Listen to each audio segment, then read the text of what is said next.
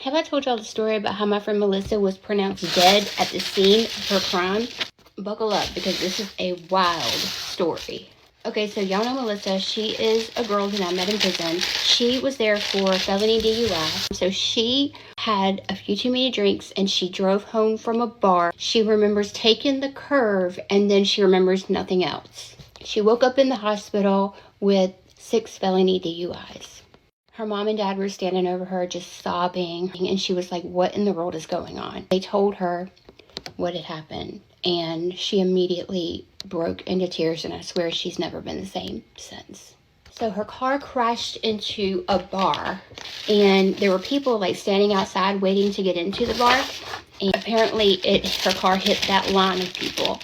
Police officer came over, checked her pulse. She was slumped over in her seat, and he knew that she had died, and so they tarped her car and then went to attend to the people who were still living but who were injured. And so at the end of the night, after they had gotten everybody else all taken care of and stuff and off to the hospital, they went back to her car, and the police officer kind of like reached over her to the passenger side on the floorboard where her pocketbook was. So he was trying to find her identification, and he noticed that she like jerked. So he immediately starts, freaking out. She's alive. Like, need the EMS over here quick. Like, get her to the ambulance. They get her to the hospital, and she lived. But that's not the end of the story. So all these years later, she's in prison, and she's trying to at least make something good happen out of her crime, and it's not much you can really take out of that because 2 people were killed. But she decided to be a part of the team called Get Smart Team, and that meant she traveled around the state and she talked about crime prevention, and she was a real big advocate with Mothers Against Drunk Driving. But like I said, she didn't remember anything in that gap.